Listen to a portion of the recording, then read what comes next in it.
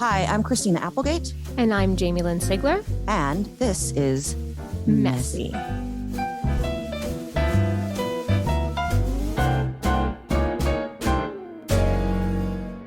Hello, everybody. Hi, welcome to Messy Peoples. It's Christina. And Jamie. And today is pretty fucking cool because Really fucking cool. We have a guest today that is, I consider a friend. I don't know if this person considers me a friend, but I consider this person a friend. He's multi-talented. He is a musician and a singer and a writer and an actor. This man has been on from The Daily Show to the huge blockbuster Hangover stuff, The Office, and a little 2015 family comedy called Vacation. This is my dear beloved friend, Ed Helms. Woo! Hi, Eddie. Hey, thanks for that fabulous introduction. I would have led with Vacation, 2015. Greatest 2015 movie. family comedy. Yeah, come on.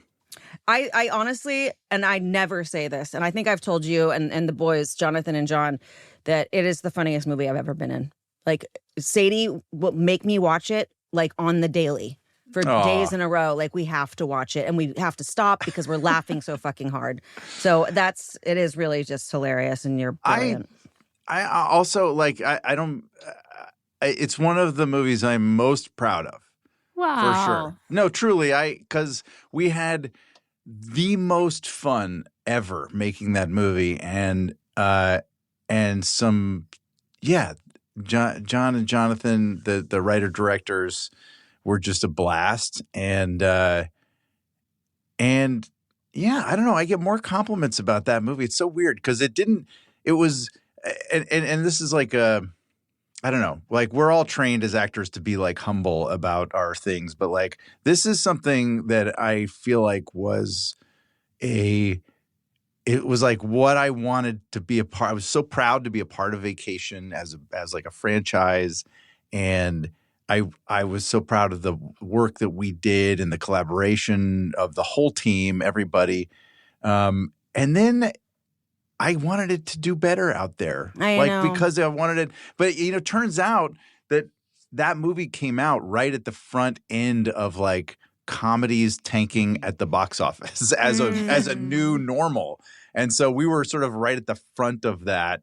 And everyone was like, I guess it didn't do well. But it was sort of like, well, no comedies did well ever again. We also had the whole, like, the vacation of it all, but that's the problem, is that it was its own movie. We even say it in the movie, we get meta there for a minute. It's its own thing. But man, I watch it, and God, the kids, you and the kid, I can't. Skyler and Steele, like, first of all, the best names ever. Skyler Gazondo and Steele Stebbins. They're real names. That's real names. Hilarious. Just James has AIDS. I can't. Just things like that. Like, there's so much quotable stuff from that movie that I don't mind watching it. I don't like watching myself in anything, but I like that one because it's just really purely funny. And as you both know, being in this business for as long as you both have been and worked on so many different things, like, it's a rarity. Every once in a while, you get to just be part of something where the alchemy is just there, the vibes are there, and in the end of the day, all you take with you is the experience. So how special that you have that memory together. Such a great time. Amen. Yeah, Amen. man. I love it. I'd do it all over again. And our boys are all grown up, which just freaks me out. Like, yeah. Oh, the guys that played our kids in the movie. They're grown people. They're like 40 years old now. Yes, they are. It's not. I can't with them. That's the shitty also part. Well, I guess of any business, right? Especially when you start super young, like Christina I did in this business. Like, you start going in and you're used to being the kid and you're used to being, like, catered to. And then all of a sudden, like, you're the same ages as some of the PAs and the ADs. And now you're walking in, you're like, the casting directors are the same age as my children. Yeah. I think Steele, isn't Steele, he's an EMT, right? He's what? Yes, he's like an. Is that true? Yes. That's so cool. He's like a fireman. Oh, wow. That's awesome. Yeah, like that so makes cool. me very happy to hear. Like, And that's a very badass move. He's a big boy. Speaking of which, the one thing that we ask people is, because I love this question, is if you could close your eyes and then go back to being 8-year-old Edward Parker Helms, and you could look down at your shoes, like who was that kid? Like what did your shoes look like? What did the music sound like? What was on the television? Like who was little Ed? All right. Great. Wow. Okay. I love this. You start with the shoes. Isn't it great? It's always so the shoes specific. to me. It Yeah. really is, right? Because it's All right, I'm looking down. It's a time. I'm looking down, and what I see are navy canvas Nike sneakers with a white swoosh. Mm-hmm. And they're beat to shit. Like they were, because I grew up in a neighborhood where I was sort of the younger side of a whole bunch of rowdy kids, and it was a lot of just and very little parental oversight. And so we were just out riding our bikes and getting in trouble and romping around the woods and yeah, dirty. My shoes are muddy. I'm looking down the shoe. They're muddy Nikes. I love that. And what else? I'm seeing like a rugby shirt, like a yellow and black striped rugby shirt that I think I'm conjuring a photo from that time. Probably, but that's we're seeing it. I love it. Yeah. We're picturing it. Oh, and like I was very blonde as a child, like platinum blonde. What? No. Bubble. Yeah. And Really? yeah, towhead. And my hair was just like perfectly straight and with like a bowl cut, but not a bowl cut because it was straight across. The bangs were straight across, but then it was a helmet. It was like a full. It went over my ears. I can totally see this right now. I can see you right now. Oh my God! It went over my ears and straight bowl cut, and yeah. That's lots of skinned knees and bruises and fights and all that stuff. At that time, did you like have an interest in doing this whole debacle? Yeah. Okay. I don't know. Is it a debacle? This is shit debacle. The shit show that we found ourselves in. This horrible industry that we love, that we hate but can't pull ourselves out. That we sold our souls to. No, you know what? When I was 8 years old, all I wanted to do was be on podcasts. I was obsessed with podcasts as an 8-year-old. Can I just say I love podcasts? Like I do feel like it's such a cool evolution of show business. Like that we're now kind of in this medium that feels almost retro. Like we're just hanging out like old talk shows and like old and a lot of people listen to them like radios. And it's just I don't know, it's cool. It feels like we're like show business in a weird way, like with the popularity of podcasts has kind of is like reclaiming its soul in a weird way. All right, that was a tangent. I love that. No, we love it. I do it from bed. That's why I love it. This is like, but yeah, I'm in my bed every time. So anyway, that's my life. There. So were you into was acting or performing on the brain at all during that time? Yeah. So it is very. I don't know exactly when it kind of filtered in, but the answer is yes, because, and this is such a cliche, by the way, like especially for like male comedy people, somewhere very early in my existence, Saturday Night Live entered my awareness, and I just was instantly beguiled, like just mesmerized by this show and by this live energy. And I remember when I was, like, we can probably date it very specifically because I remember those earliest episodes I saw, my buddy Nick and I, who was my neighbor and my best friend, we would just sneak downstairs to watch Saturday Night Live and way past our bedtimes.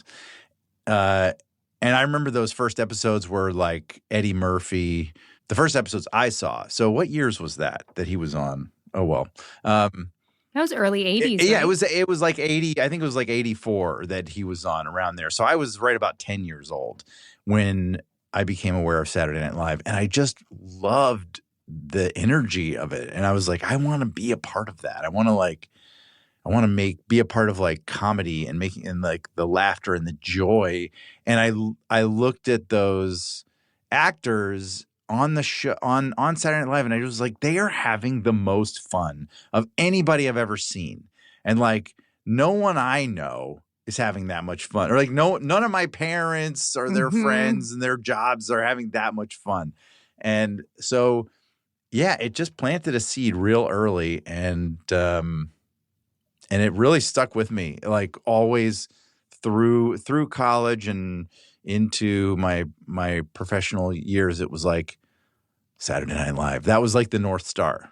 And I think that's, again, it is a cliche. Like so many comedy guys have that story, and a lot of women too, I think. But I felt that way. I mean, and this is going to sound, oh my God, I even before I'm about to have this come out of my mouth, it sounds so douchey. When I hosted it, I remember like wanting to be in the cast. Oh, that's like great. I was like, yeah. I wish I could just stay here. I just want to be here and do this job, because that's the cool job. Yeah. And it was, like that feeling of being able to do that every week. Fuck, man. So funny. I was just in Rockefeller Center with my kids, and it took everything in my body not to just be like, do you understand what this place means to me? Yeah. This is my cathedral. Like, this is my church. And my kids are just like, whatever. The FAO Schwartz, like, Of course. It's but even hearing you talk about it right now, isn't it wild though that like a little dream was planted? Yeah. And you made it happen. It's like, I think it's important to reflect back every once in a while to what called us to do these things, because how special it is to actually get to do what you dreamed about as a kid, So I am so grateful. I can't even, I just feel so lucky to have, I'm so glad you pointed that out. Like it was such a specific dream. And here's the crazy part. This is wild. I don't know if I've talked about this before. I had recurring dreams about Saturday Night Live for my whole life. Oh, I have chills right now. And they still happen every once in a while. But I have a couple of recurring dreams, and the really funny thing about it is that they were never the same, but it was just something SNL related. Like I would in one dream I might literally be like the custodian in Studio 8H, and I would just be like kind of the guy that worked there and observing everything, and still just be psyched to be there.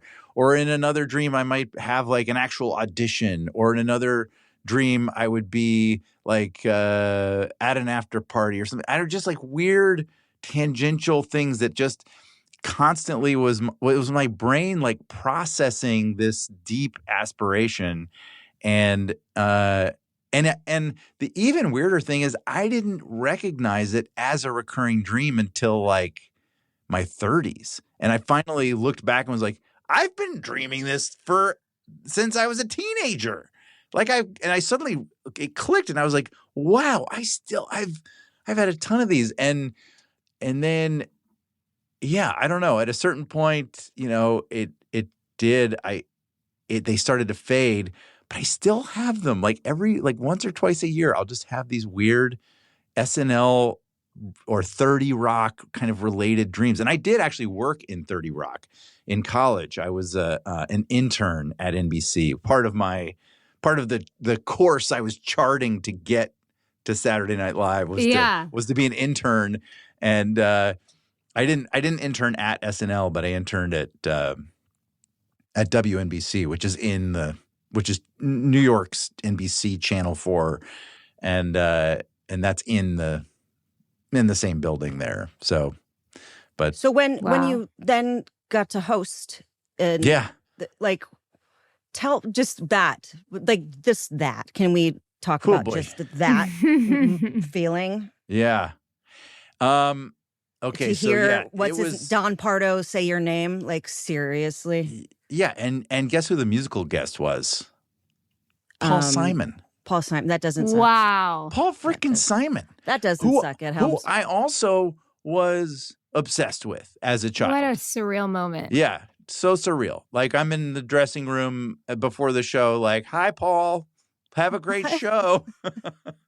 It was insane. But I will say, and I think a lot of people, I don't know what your experience was like, but I was not chill. Like I wish I had brought more chill to the table. I was a little too like I was excited to the point of being a little too anxious, I think. And I think it diminished my experience. I just wasn't as present as I wish I had been. And just rolled with the fun of it. And I was like, oh, I want to be a part of everything. And like, a little I don't know. This is like a recurring regret in my life. It's not a regret. It's like because it's more just sort of like it's something that I continue to grow with, which is like Sure. Well, like bringing trying to be more chill and present, right? I mean, we're all working That's on the that. goal. That's the I goal. worked with you, and I looked at it as like you have such pride in what you're doing, and I watched you like have pride, like really wanting it to be right, like the song, right? Like the Seal song, Yeah, like right. these things that you take pride in it, and I'm like, God, I wish I would take more pride because I'm fucking lazy. I'm a lazy asshole. But I know what you mean by maybe it just comes so effortless to you, no, Christina. it's lazy. It's lazy. I just want to take a nap. But no, I mean, I look at it as pride, but I totally get it because that is such a nerve-wracking situation. Like, there you are. It's that moment Of course. that you do Right. dream about. Because I remember being in the 70s watching it and going, I want to do that one day. And then you're there and you're like, fuck, I'm going to fuck this up. Or I don't know.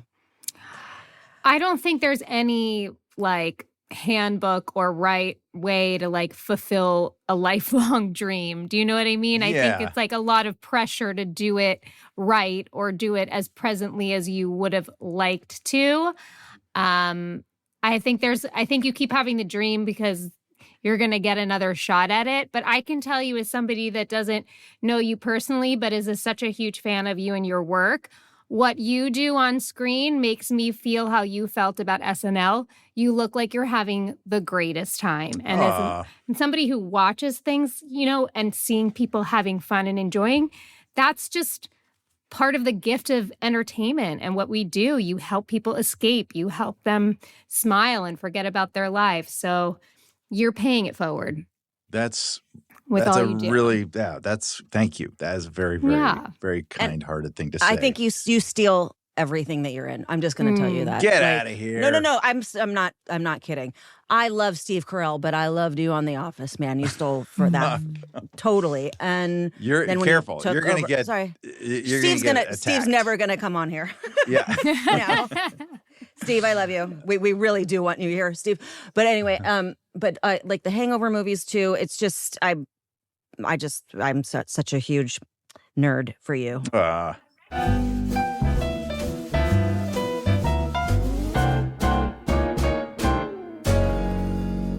Support for Messy comes from Lola.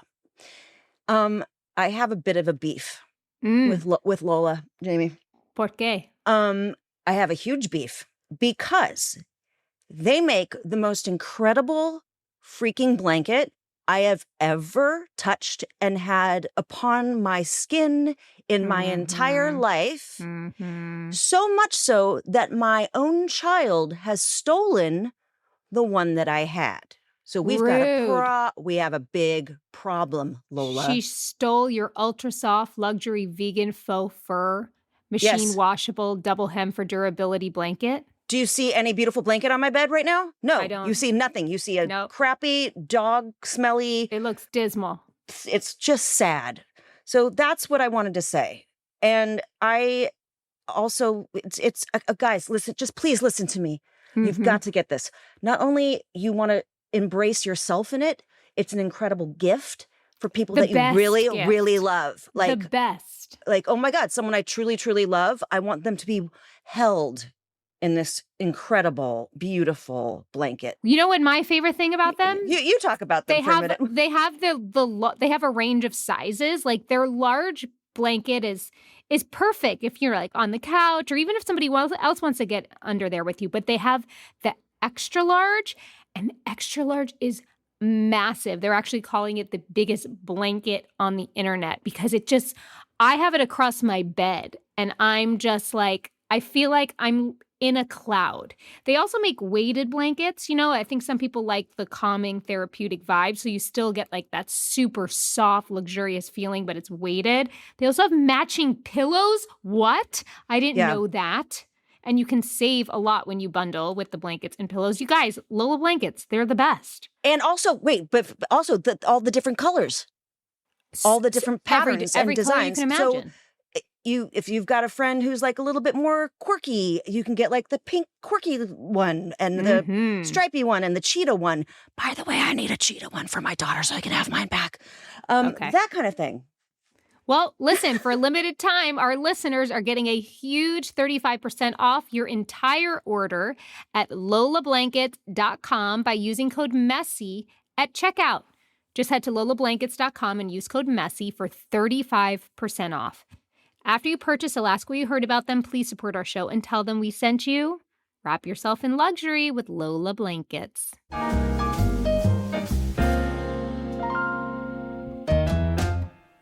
I read a crazy fact that you were filming The Office and The Hangover at the same time, like meaning like within the same week and flying back and forth. Can you tell us a little bit about what that was like?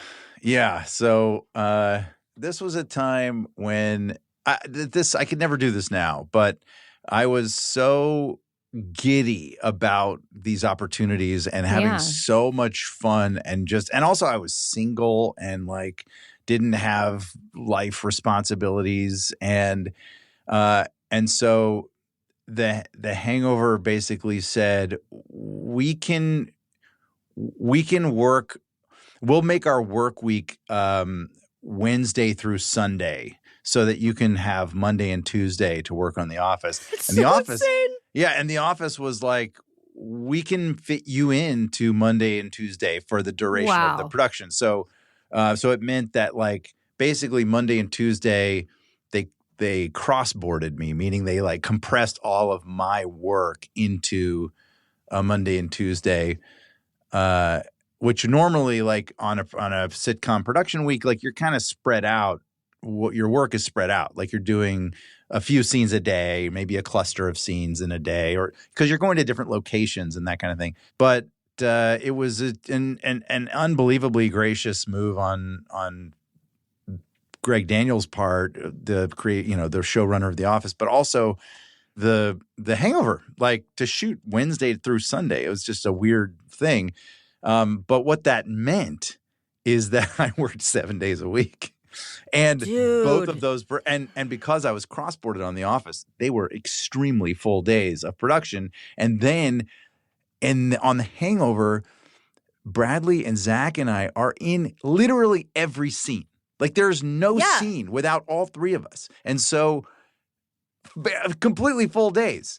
And there were a couple of times where I would shoot, a lot of The Hangover takes place at night.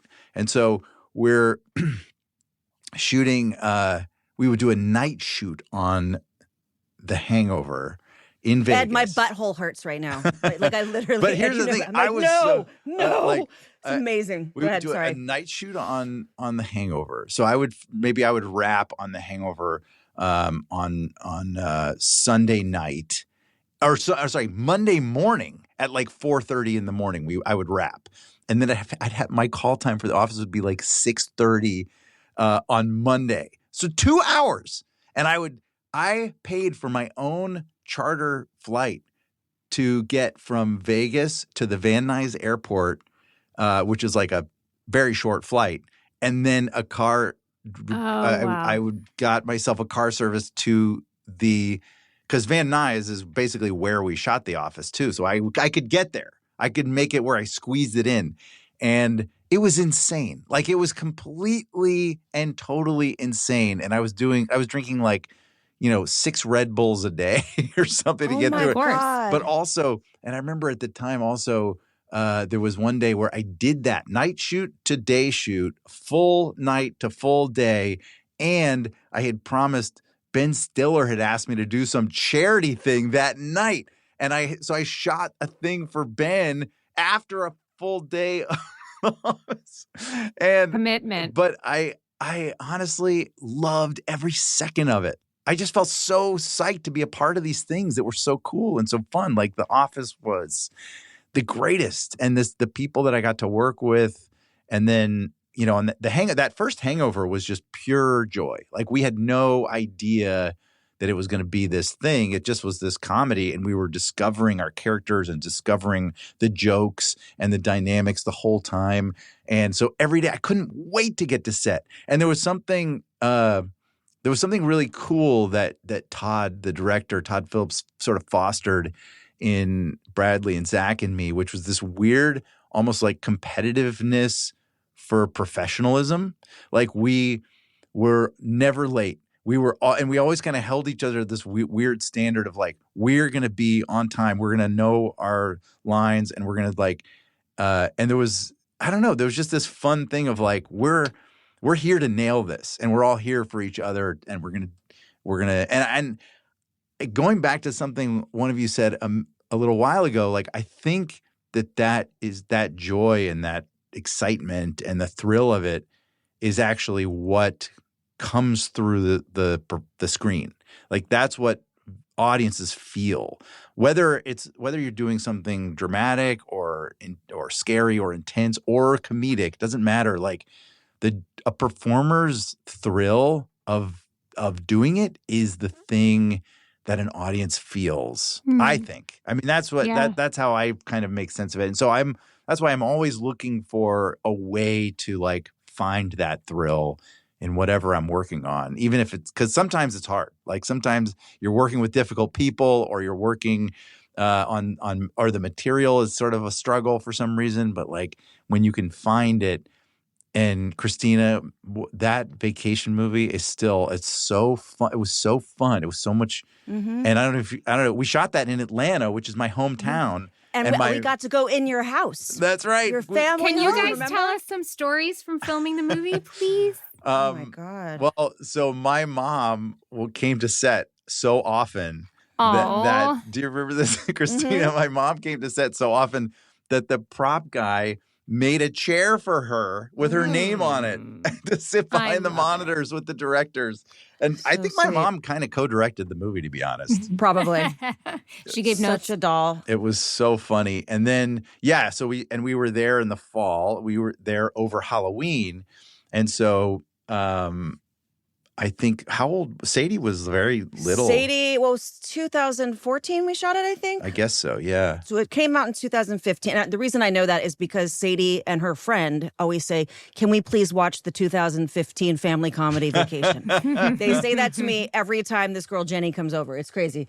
Anyway, so I know it's 2015. So somewhere in there, so like 4, she was in preschool. Okay. I had her enrolled in a preschool there because we were there for quite some time. So she went to school. Yeah, there. And Jonathan's little boy, he went there too. Was with us, and so for Halloween we went to my neighborhood that I grew up in and trick or treated, and of course we went to my house, and we hadn't lived. My parents moved out of that house, probably 20 years before that, but it's the house I grew up in, and.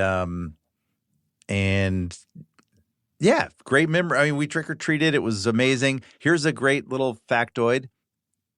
The city of Atlanta tore that house down not long after. Yeah. Why? My childhood such home. A lovely house. The city of Atlanta is very embarrassed about me. And so they're trying to erase me from the public memory of Atlanta, Georgia.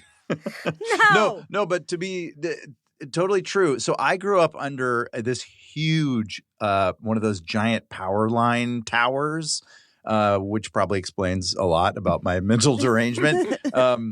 But for some reason, the house that I grew up in and the house directly across the street, which is also in the path of these huge power lines, like they had been there. These houses had been there for, I don't know, 60 years. And all of a sudden the power company or the whatever utility is like, yeah, these houses have to go. And they just tore down those 2 houses. But the whole neighborhood is completely there and intact That's so and the crazy. same. It's so random. But it's because it's like giving people cancer. The houses are or it's just in the way of something. Is it or in like, the way? Like they had to get some heavy equipment in there or something. It's very sad, but it's just this blank space. Now it's preserved as like a little park in the neighborhood. Oh, wow. It's such a cute neighborhood. And the house was so idyllic. It was so exactly like that family street. You know, there was like a cul-de-sac and like all these cute, beautiful little southern homes. We used to ride our dirt bikes all around there and get in all kinds of trouble, raising heck. Raising some Love heck. it. Oh, Yeah. God. I was just thinking, like, when I do watch the movie, because like I said, I am forced to watch it like at least once a week because of my kid and her friend. And like the people that were in it too. Like you've got, oh wait, this was the funniest. Do you remember when, Chris Hemsworth, you and I didn't stop talking about Chris Hemsworth for days. I wonder why. I think we were slightly obsessed. Remember I think we would get on the phone and still talk about Chris Hemsworth, and we talk about him there on set and after we were done. Do you remember? Well, yeah, because I think there was this sense of like the whole time we're shooting, it's like, did we get, like, because the directors were trying to book him for this like great cameo, and there was this sense of like, did we get Thor to be in our movie? Like, did we actually get him yet? And then we got him, and it was like, oh my God, Chris Hemsworth's coming. And then what's he going to be like? What's Chris Hemsworth like? And then he shows up. He's the chillest, coolest dude, and he's so psyched to be there. That was so great. Yeah. It was like he just brought more joy and was ready to play and have fun and be sort of like foolish and do that ridiculous giant schlong joke, and which is like a big swing, no pun intended. Oh my God! But like for someone of like who at the time is like a major Marvel property, basically, to like take a big swing with a joke like that.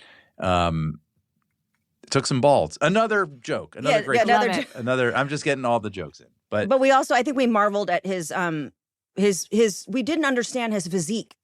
No, you can't. When you look at something like that in So front of you, sculpted. it's fake. It looks fake. Yeah. Did he eat like super clean, or did he eat like a donut? And that was even more annoying. Oh, he's working out constantly. Remember, like I would be getting touch-ups in this one room upstairs in the house that we were filming at, and he was like doing like full crazy weird workout-y stuff. It's he's a cartoon character. Like his body is like drawn by a comic book artist. Yeah. And there's the whole scene where we're gawking at his body. Like that is the scene. And we weren't acting. No. Like, And that then was an honest reaction. Oh my God. When he put his leg up, that was so funny because that wasn't in the script. And I don't think the boys even told him to do that. When he was showing us the remote and he put the leg up on the bed. Yeah. And he's got the remote next to the dick. It was so fucking funny. Sorry. Here we are. We're talking about Chris Hemsworth again. We're going to continue, I'm sure, talking about Chris Hemsworth. Anyway, it was fun. It was a good time. We Very had a good good time. time. I love it. Well, now I feel like I got to rewatch it again. Now I know what I'm watching tonight. Well, understanding your level of commitment, Ed, to everything that you do, I read somewhere also where when you had kids and a family, you had to sort of reprioritize. And so how was that transition for you? Was that difficult? Was that a no-brainer? Because I think when you commit yourself to especially a craft like this, there's a real adjustment that needs to be made, and sometimes there's sacrifices on either end that have to be made as well, which is hard. Yeah, for sure. I have to say it for my ego, it was hard, but for my heart, it was easy. It was like, it just, I've pulled back significantly and I am feeling so good. Like I'm so glad. Yeah, no, I think I'm still eager to work and find the right things, but I'm being kind of like ridiculously picky, and it's because you earned that though. Well, thank you. That's I appreciate that, but I also am. It's like if something. The really hard thing about our business is how transient it is, and like meaning how much it bounces us around. And you shoot things in different cities all over the place for sometimes long periods of time, and that's extremely disruptive to patterns that get established in your life. And lots of families handle it in lots of different ways. Some families, like the entire family, just uproots and goes and bounces around, and that works well. And other families, just the actor will bounce out and come back with lots of visits in the mix. And I think it's never easy. Like it's never a simple thing. But now it just means that the bar is so much higher for me to do something. Like I will evaluate a project with like so much more discretion or so much more like just a higher standard. Like this better be damn good, or it better be people I'm dying to work with if it's going to disrupt these patterns that I love so much and that I'm so grateful to have in my life, which is taking the kids to school and giving them baths and and having even the arguments and all the just being there for it, being around for all the stuff. The best the sort of hope is that I can do like one or two things a year but then just be like super present for the rest of the year. And hopefully that includes the summer when my kids aren't in school and we're doing a lot of stuff as a family. But it's still, I don't know. I think it's something we're just constantly figuring out. And I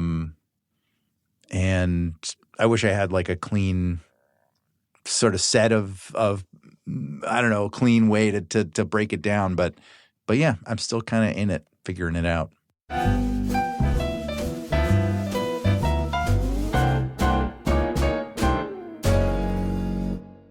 All right, so I learned about Magic Spoon years and years ago, and when I was such a stickler that my child did not have sugar or artificial colors or anything like that, and she always wanted like the cereals that the other kids had, and I was like, I snuck Magic Spoon into our life.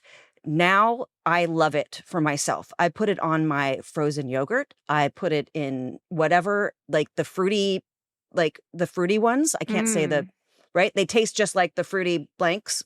I'm not going to say. They have 13 grams of protein, 0 grams of sugar, and 4 grams of net carbs. I mean, it's incredible. There's the fruity one, the cocoa one, the frosted one. They also have bars, guys, like yummy, like bars on the go. Anywho, so check it out. Get $5 off your next order at magicspoon.com/messy, or look for Magic Spoon on Amazon or in your nearest grocery store. That's magicspoon.com/messy for $5 off. Support for Messy comes from Fatty 15.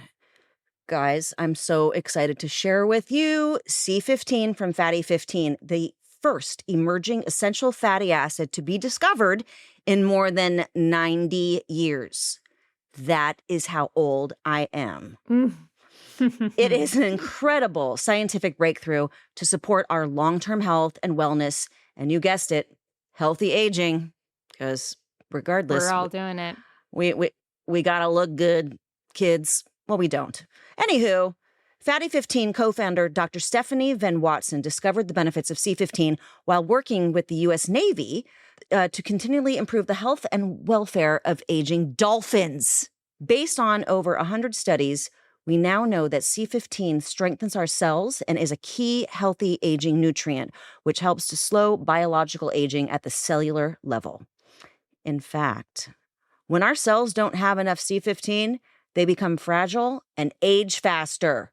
And when our cells age, our bodies age too, guys. That's right. So they learned about cellular fragility syndrome and how to further support healthy aging. So this team of doctors working in collaboration with the U.S. Navy spent over a decade to develop the pure, optimized, and bioavailable C15 ingredient in Fatty 15. So Fatty 15 is going to repair the age-related damage to cells, is going to protect them from future breakdown, and activate pathways in the body that help regulate our sleep, our cognitive health, and natural repair mechanisms that support our overall health. How could you not want this in your daily practice? So Fatty 15 is on a mission to optimize your C15 levels to help support your long-term health and wellness, especially as you age. So you can get an additional 15% off their 90-day subscription starter kit by going to fatty15.com/messy and using code messy at checkout. Again, that's fatty15.com/messy and using code messy at checkout.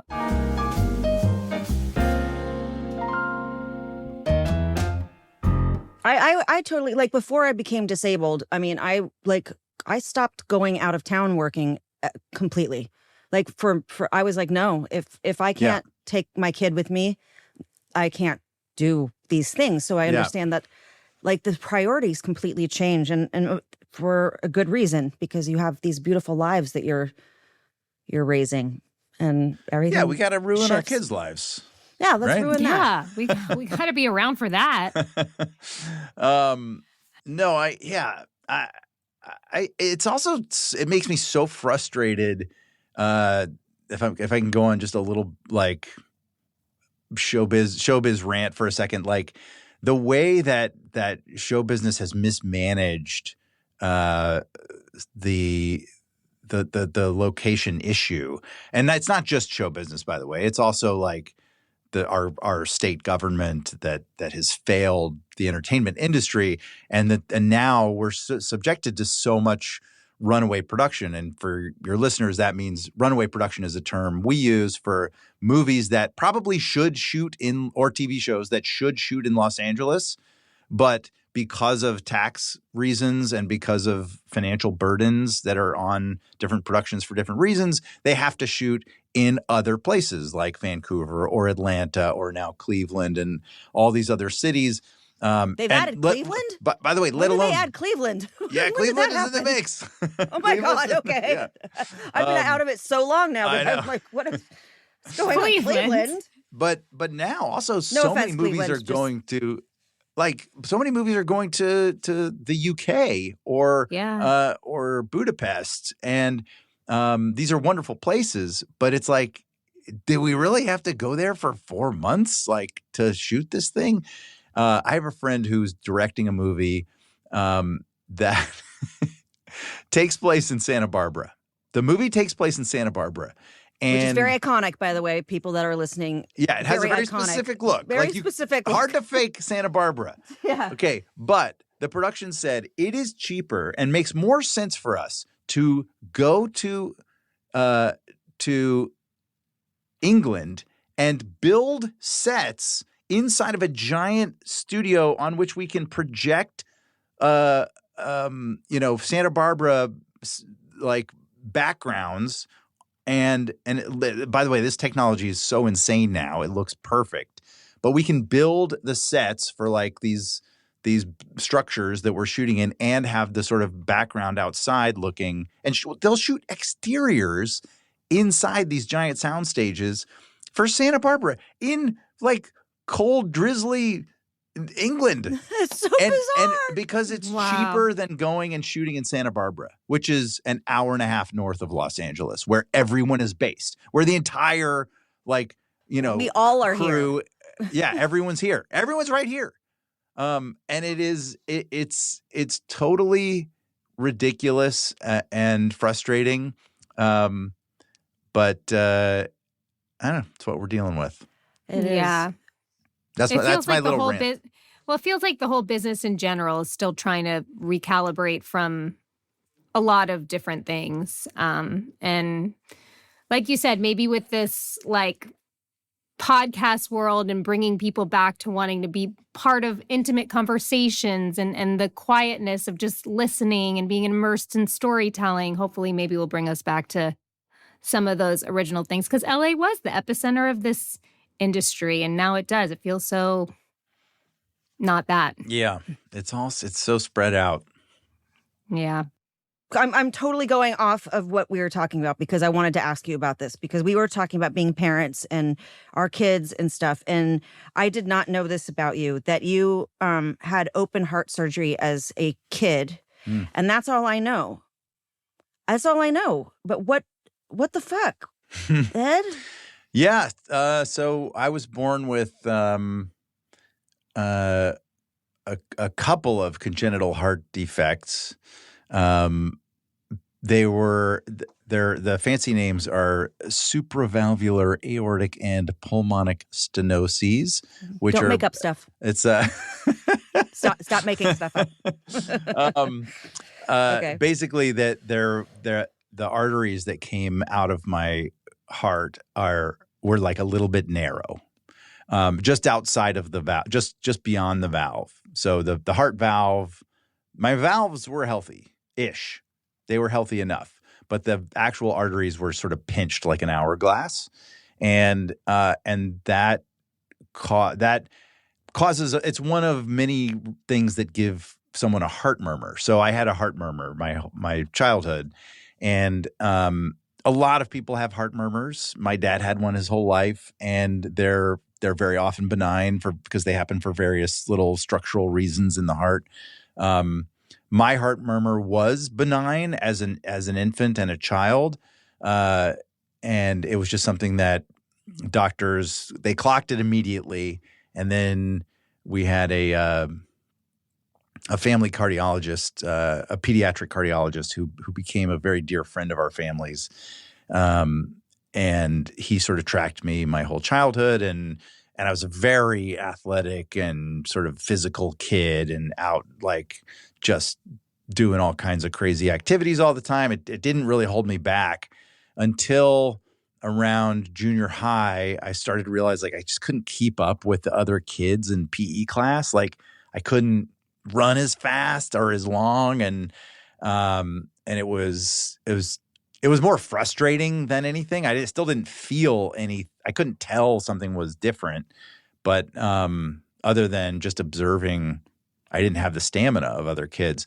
And that's around the time that my pediatric cardiologist was saying, this is something we should probably start to address, because as you hit puberty and your body grows more quickly, these little hourglasses in your heart won't grow as quickly as the rest of your body, and it will become relatively worse for your body.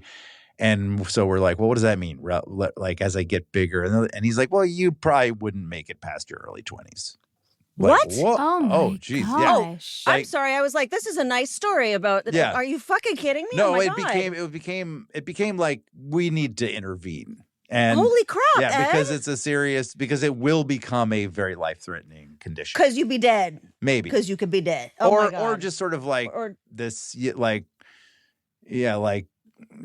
sedentary person. Like I wouldn't be able to do anything. So, so it was like and they're like, but fortunately we can operate and we have the technology, and it was a relatively very, for the time, advanced surgery. It was a kind of surgery that hadn't been done a lot. So it was, I guess that's what I'm trying to say. It's like kind of a progressive surgery for that moment. And now I think it's much more commonplace. But they got in there, open heart, sawed open my sternum, and I was 13 years old. It was spring break, so Yeah. And again, like I was still right up until going into the hospital, I was like riding Oh my my skateboard and God. doing all kind, like I really didn't feel like I wasn't sick or sickly at all. But they did the surgery, and of course, like young bodies heal so quickly. I was in the ICU for like 4 or 5 days, and then in a regular hospital bed for another week, and then I went home, and I think I was out of school for another 2 weeks, and then I could start going back to school. That's And I just had to kind of insane. take it easy. And my parents were like, okay, so what are the limitations moving forward? And my cardiologist was like, just don't play football. That's the only thing you can't do. And I was like, okay, I don't really want to play football. There you go. So I joined the swim team, and I swam all through high school and even into college. And Oh my God. I didn't know you were so sporty. Yeah, I was. Not anymore.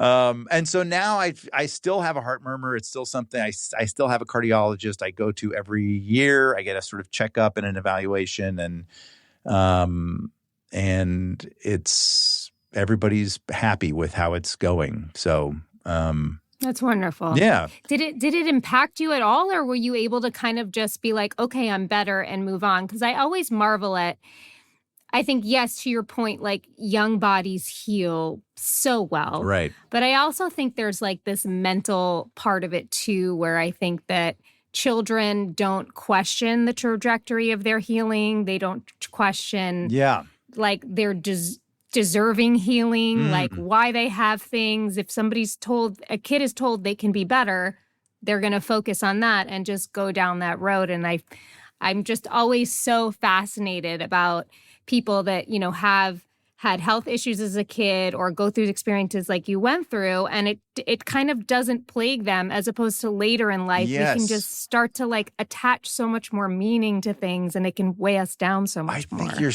that's so true. You're right. Like because when I look back on that time and that experience, I have so many specific memories of the experience, and being in the hospital and all of I really remember a lot of it. But none of it feels traumatic. None of it feels like, and I think part of that too was that my parents were never alarmist. They were never like panicky or scared. And the pediatric cardiologist that, like I said, became a dear family friend and was a dear friend of my parents.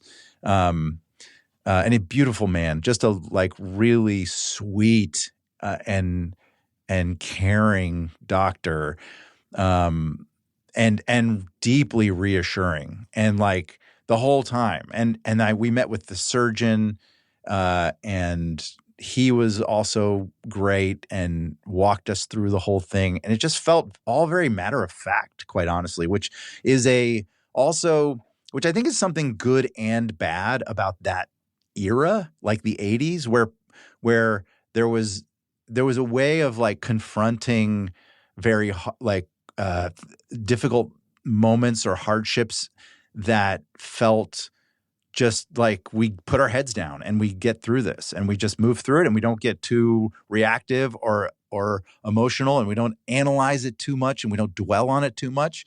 And that's certainly I think I'm also speaking a bit to sort of Southern culture, like how I was raised and the way my parents were raised, my dad being from Alabama and my mom being from Tennessee, and just being sort of like, we get through this. This is something we're just going to move through. And I think that there's a lot of power in that. There's also maybe you can take it too far. And there's a there's a little avoidance. Right. Yeah, no, of course. I was going to say, like, the Gen Xers, which you and I are, of the Gen X, like, oh, you're bleeding, put some water on it and walk it off. Yeah, you know literally. What I mean? Like you kind of like Yeah, put dirt on it. literally, like That's how I was literally raised. put crap on like it. put dirt hose on it water and rub it with dirt and then move on. Yeah. And That's then you're gonna be literally what we fine. did. Now they're like, wash the dirt off your hands Yeah. the second you get in the house. And then sit down and let's talk about it for 2 hours. No, but I God, these kids these days, I swear to God, because you don't have teenagers yet, no. Ed. They're so sorry, Sadie. They're so fucking precious. I can't. Oh. It's like Bunch of pussies. I went Okay. in. She's like, I get this text from Sadie. Sorry, Sadie. I have to say this. Last night, she texts me, and she does those texts like bing, ding, ding. Yeah. Not like one Oh, sentence, I hate like that. ding, ding, ding, ding. Every Help. line is a new Yes. text. Why? Just put it in one text. But it's all one thought, so I don't understand. But it was like, I need you here now. I'm burnt. I've burned myself. I'm dying. I need your help. Hurry. I came in and she's like, I hurt myself with my flattening iron. Oh, And I couldn't even see it. There was nothing there. I was like, what's happening? There's nothing. you're wrong. fine. You're I was like- fine. Yeah, I was there's like, oh no, let me go get some aloe. I was like, oh, you've got to my be God. kidding me. But I love you, Sadie. I understand. We're trying to. I still feel like culturally we're trying to find the happy medium between pushing through difficult things and coddling through difficult things. Like what's the right amount of sort of hand holding or sympathy versus tough it out, because and different situations call for different amounts of each. But I can say I do think that looking back, that the way my parents approached that whole thing, which again was and they were very sweet and supportive and loving of me through the whole thing, but there just was no alarm. There was no sense of panic or urgency. And that kind of kept me just like, okay, I guess this is the thing we're going to do. And, but I bet you your mom did feel that. You know what I mean? Like that in her being heart, for sure. Yeah. As a mom, well, I mean, I can't speak for dads. Yeah. Because you guys love your kids too, but I can't. I just know moms are like highly like viscerally take it on, but I can only imagine, I'm sure. But she's so elegant. You guys, this woman, I can't. She's That's incredible. She is so lovely. Yeah,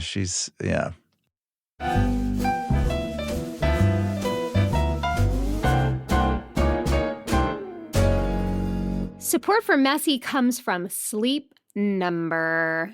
We love our Sleep Number smart beds. Why do we love them? Well, I'll give you a few reasons, okay? First of all, you get to personalize your comfort. Doesn't that sound like a dream come true? Personalizing your comfort on your bed. And when I say that, I'm talking even your side. So if you share a bed with somebody, you can literally just personalize your side. So the type of firmness you like. You can stay cool with their Climate Series smart beds, so it cools up to 20 times faster than any other leading competitor. And it helps you stay asleep because literally this bed responds and adjusts to you and your body all night long. Like it's literally like your bed is taking care of you and making sure that you get a good night's sleep. They also have the True Temp bedding, which is designed to move heat and humidity away. You cool at the touch of a button with the dual temp layer that can be added to any bed, any side, and all Sleep Number smart beds feature cooling layers for soothing sleep through the night. So why choose a Sleep Number smart bed? So you can choose your ideal comfort on either side. It's the only bed that lets you make each side firmer or softer whenever you like. Your Sleep Number setting. Get early access to Sleep Number's biggest sale of the year, 25% off the i8 bed, the most popular plus free home delivery. It's a limited time exclusively at a Sleep Number store near you. See store or sleepnumber.com for details. Support for Messy comes from Calm. Calm. It's what we all want to feel, right? Sure. Like sometimes you wish you can hit that reset button, right? Go back to finding your rhythm, but that's not always easy. We can feel unsteady. We can feel stretched thin. This world is chaotic. and uncertain and overwhelming. And that's why you can turn to Calm. Calm, the #1 app for sleep and meditation, which gives you the power to calm your mind and change your life, literally with something that's in the palm of your hands. Everyone faces unique challenges in their daily lives. We talk about that all the time on this podcast. And that's why we love Calm, because it offers a wide range of content and programs to help you navigate life's ups and downs, whichever ones they are. So they have these guided meditations that can help you work through anxiety, ones that help boost focus, ones that focus on building healthier habits. They have cool sleep stories, sleep meditations, calming music. Wait, can I ask you, Yeah. Jamie? Does one of those include a Harry Styles meditation? Is there a Harry Styles meditation on Calm? There is. Oh, So if that ain't gonna sell you, I don't know what will. They also have expert-led talks that help you handle grief. One's about improving self-esteem, improving your relationships. Listen, they have over 2 million 5-star reviews. So get on the train, guys. Calm is an exclusive offer just for listeners of our show, by the way. Get 40% off a Calm premium subscription at calm.com/messy. This is an amazing value. Go to calm.com/messy for 40% off unlimited access to Calm's entire library. Calm.com. Including Harry Styles. There we go. Calm.com/messy. And tell Calm you heard about them from us, please.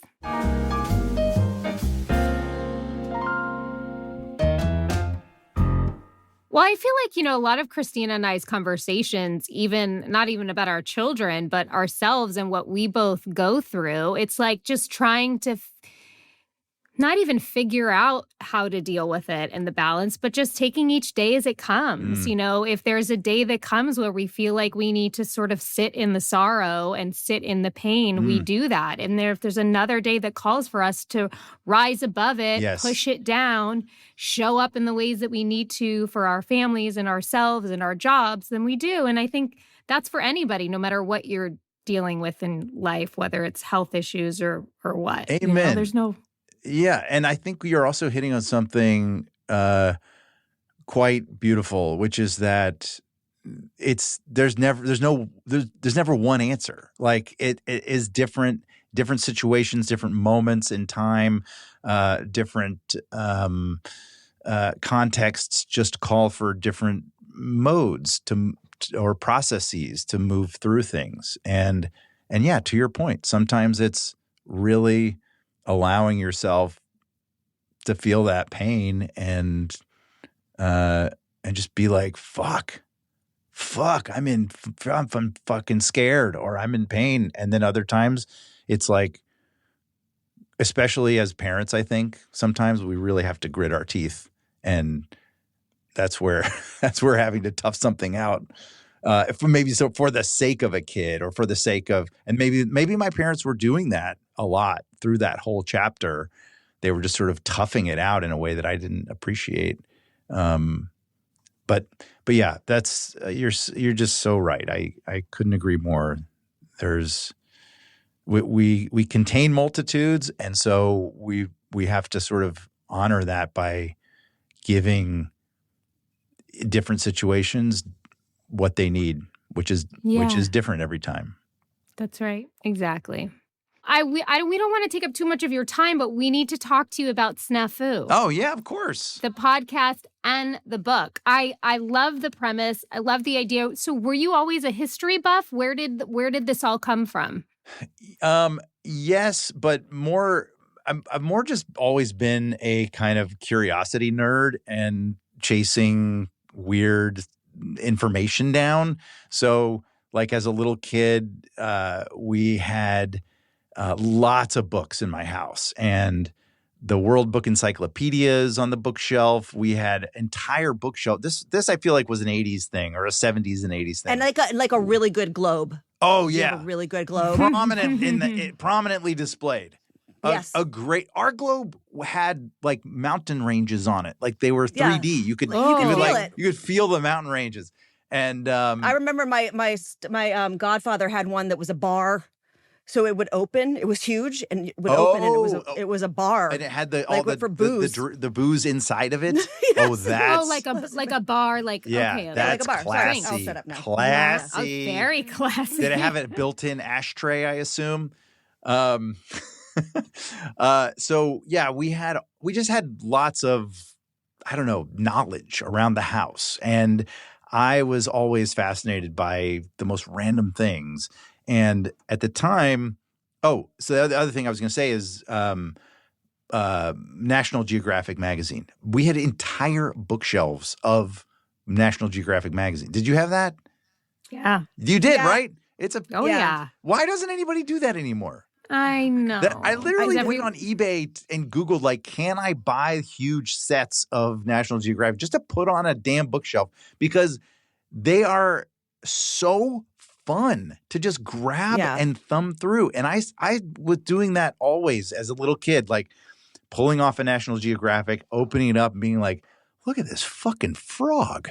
Can you believe this fucking frog? Jesus, I want to know more about this frog. And you start reading about it. And then you pull off the World Book Encyclopedia, which was our Google at the time, right? Yep. You just look, oh my God. and like open up or a lot of people had the Britannica encyclopedia, but we had the World Book. I still have a set from my mom got me a set. Well, we had one in our house when I was growing up, but for my 18th birthday, she got me a set of encyclopedias, and I was so pissed off. I was like, really? How dare you? How dare you? But I love it now. I love they're displayed up on the bookshelf, and they're so beautiful, and you can go back and look at the world because the world didn't, it's right there. That's what was happening in real time. No one can troll it. Yeah, exactly. And I think just sort of swimming in all of that weird esoterica and also history books. My dad was a big Civil War buff, so we had a ton of those books, and I just was always I loved the chasing of curiosity. My grandfather had this great saying that I try to sort of get my kids going on, which is seize the moment of excited curiosity. He would always say that. So like if something piques your interest, now all you do is just like ask Siri or whatever, which is not nearly as dramatic. But it, I remember when I was a little kid, somebody would say something at the dinner table and a grown-up would use some weird word, and you're like, what does that word mean? And my mom would be like, seize the moment of excited curiosity, and run to the dictionary. We had a dictionary on a stand, like one of those fucking 1960s like book stands with a huge Webster's dictionary. Then we have to look, and the kids would look up the word and be like, "Oh wow, that's what that is." I have a book of etymology next to my bed, like literally etymology book. Here. I do. Get out of here. Leave. I do. It's down there. Leave the podcast. That's the best. Sorry. Get out of here. That is. I love that, Christina. Truly, that's awesome. Yeah, she's great with words. That one. That's cool. Cuss words. This all the words. But anyway, that's all to say, like, it was just a general curiosity, and then that I always had, and has oftentimes been a liability because it gets in the way of me being a productive person a lot. But then when it keeps you young. It keeps you it does keep alive. It keeps things fun and interesting. Yeah. And so when it came up like, hey, do I have a podcast in me? Is there something I can contribute to this wonderful new format that's taking over the world? The history became it just sort of was an easy thing to latch onto because I just love doing it. I love reading about and learning about things. And then it was like, well, what's funny? How can I want it to be funny. So screw ups, like historical screw ups. That's what it'll be. And then Snafu became a fun title and sort of an organizing principle for the whole thing. And then we're 3 seasons in, and I'm working on the 4th season, which is a little bit different.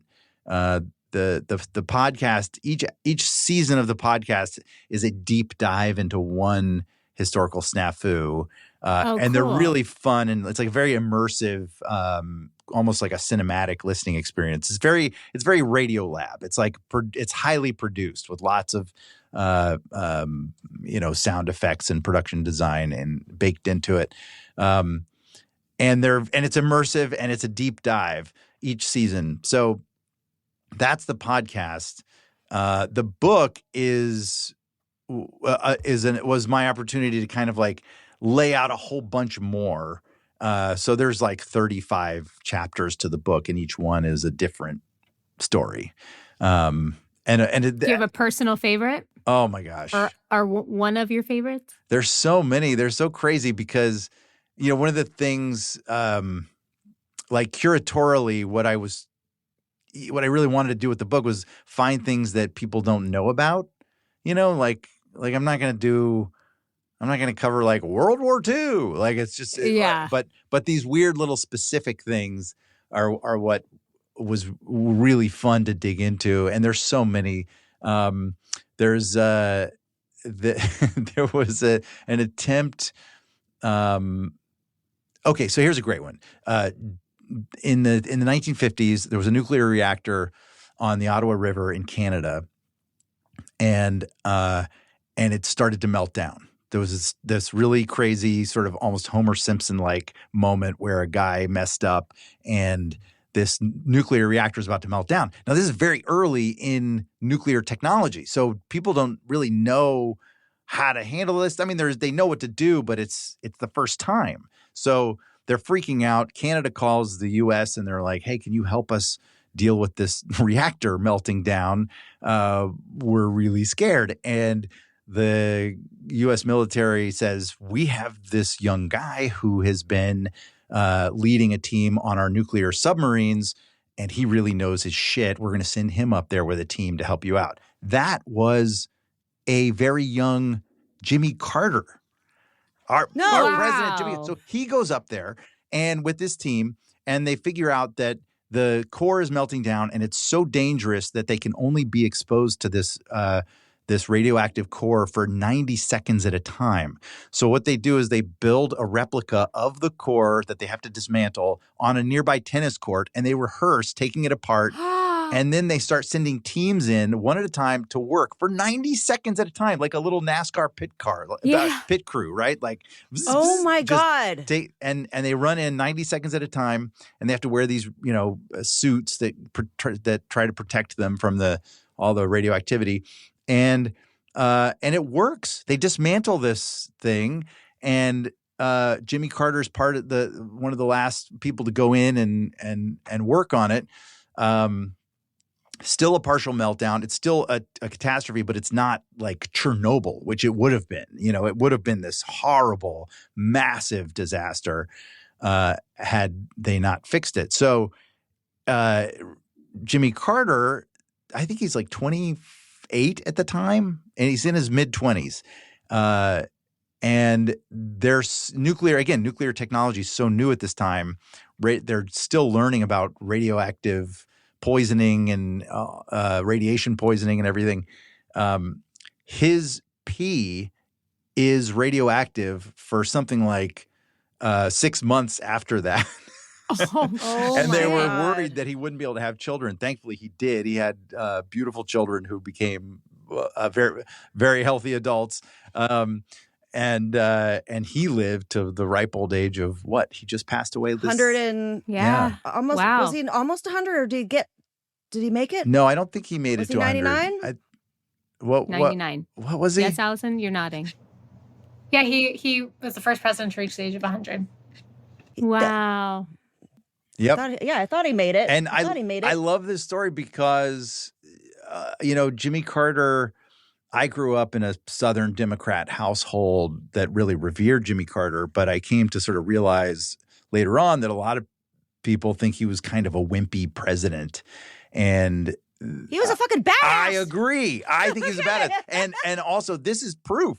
Like, he really was a badass. Yes. He got into the shit, and he dealt with some serious shit and was a leader at a very critical moment. And I think his presidency reflects that as well, and especially his post-presidency, which is like one of the most incredible and productive post-presidencies we've ever seen. So I don't know. I love that story for all kinds of reasons.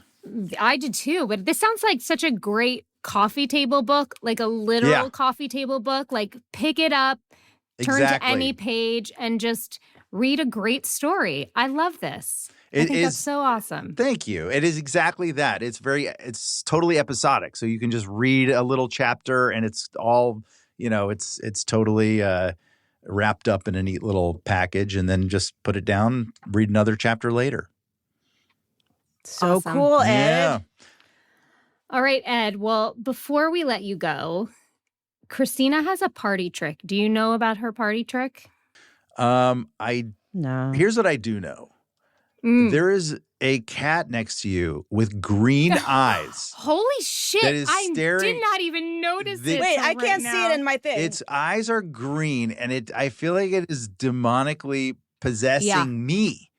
I don't know what's happening. Is that a sweet cat or a scary cat? Yes. And Christina, can you even see it? Is it or no? I can't see it in my thing, in my little square. But I mean, in the room that you're in, or is it is it a spirit that only we can see? No, she's an actual cat named Ash. She was staring directly into the camera. Yeah. Really? Oh my God! You guys can see all the way over to there.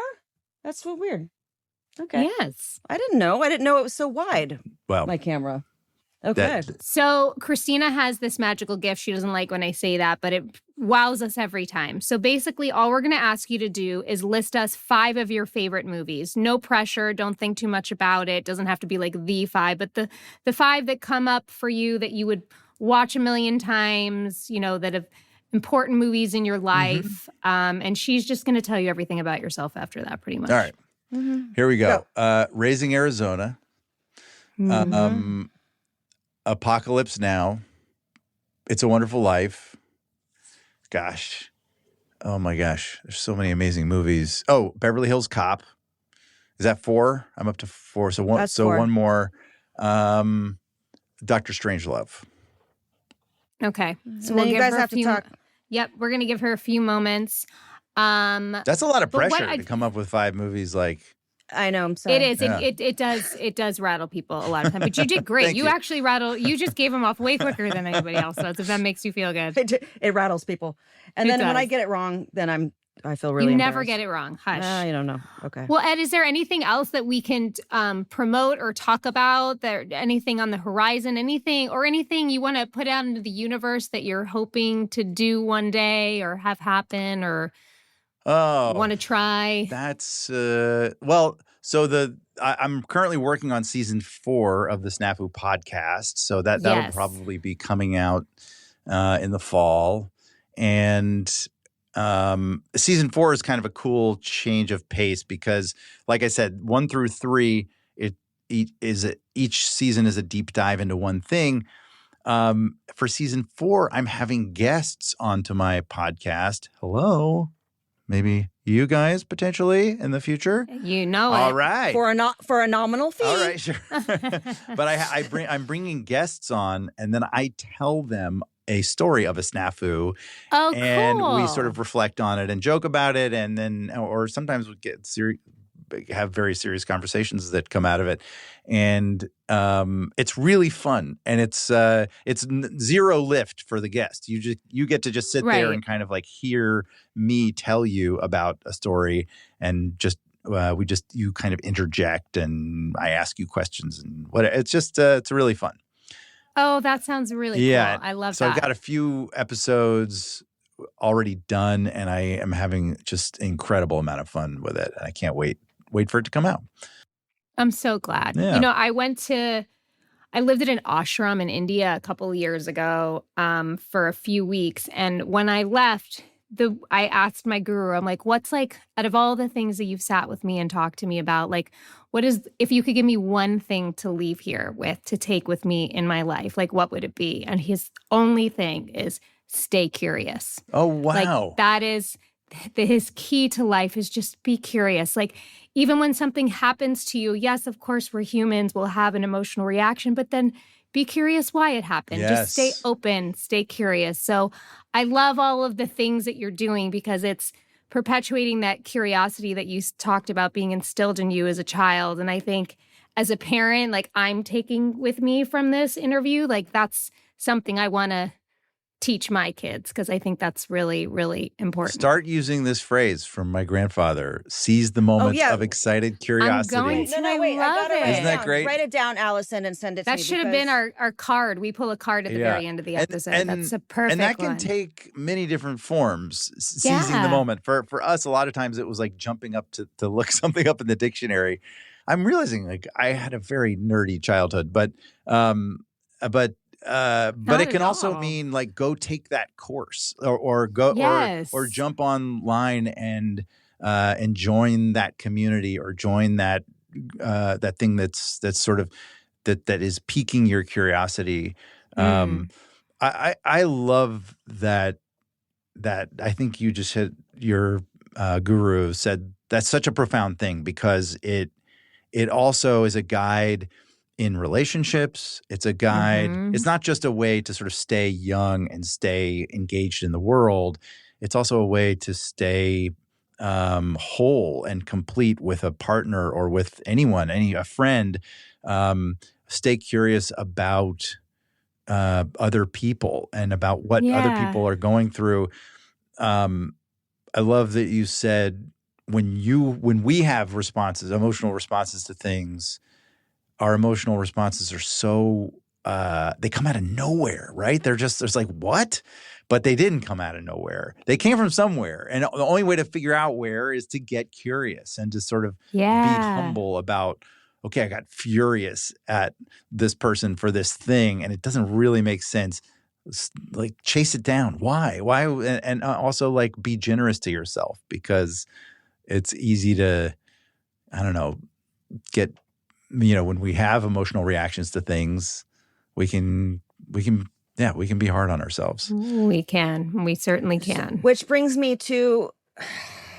She's here. All right. Her work is done. Okay. What do we got? I mean, I could be very wrong, but this is what I'm feeling, and it's not because of anything. It really is it's thematic. I feel like you have always wanted to feel like a hero.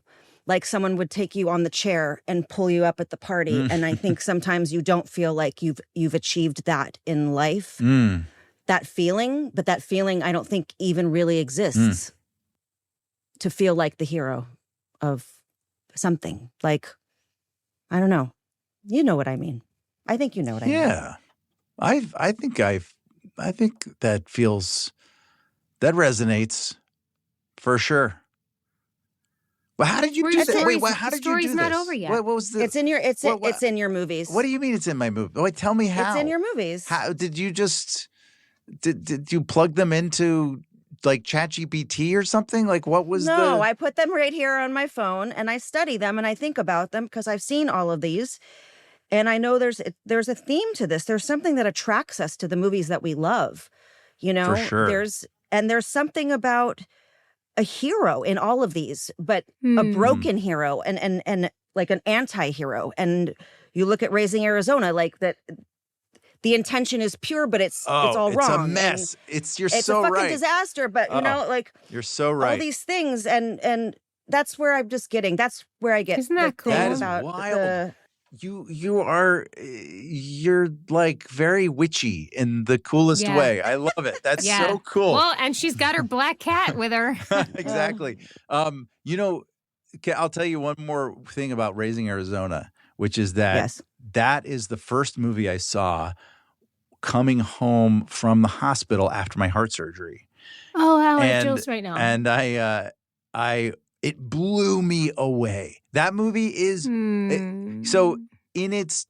I think now people watch that movie and it's like, it's a kind of a quirky comedy. Haha. When that movie came out, it was nuts. Nobody was making movies that weird and atmospheric and like utterly silly, but like wildly visual. And it was an incredible experience. I remember being like, it was another moment of like, this is what I want to do what Nick Cage is doing in this movie is so funny and it's so crazy. I want Nick Cage back. Yes. Do you know what I mean? I know that's a weird thing to say. And Nicholas, I adore you. I want you back. Like, I want that Nick Cage that, like, son, you got a panty on no one else could do. Oh my gosh. Yeah, that like, authenticity. And John Goodman in that movie is so epic. Oh, everybody, crazy town. Anyway. It's so good. Guys, Coen brothers, because that's, also just the start of, I mean, they created a genre. Completely. They're their own genre. Yeah, it's a Coen brothers-esque movie. You know what I mean? That's it. So I love it. Anyway, you're my hero, though. Hey, man. What a joy to have you on, Ed. What a delight. Thank you so much. You guys, this has been really, really special. Thanks for having me on. Yeah, it's our pleasure. And I pull a little card from this deck. We never know what we're going to get. And I read a little quote to close us out. It usually pertains to the conversation magically. So we'll see if today happens. Let's see. Even if I knew that tomorrow the world would go to pieces, I would still plant my apple tree. There you go. Yeah. I feel that. I got to chew on that one. Yeah, let's chew on it. Seize the day, guys. Plant your trees. Yep. Seize the day. Plant your damn trees, everyone. Read that damn book. That's right. Snafu. Go get it, everyone. I can't wait to pick up my copy. We love you, Ed, and we need to do our reunion. Amen. Okay, sorry. That's yes. Yeah, for sure. We'll offline about that. We're gonna offline about that one. Thank you so much. Thanks, guys. Take care. And so it is. This show is executive produced by Christina Applegate, Jamie-Lynn Sigler, and Allison Bresnick. Our audio engineer is Josh Windisch. And if you want to show us some love, don't forget to leave the show a rating or review.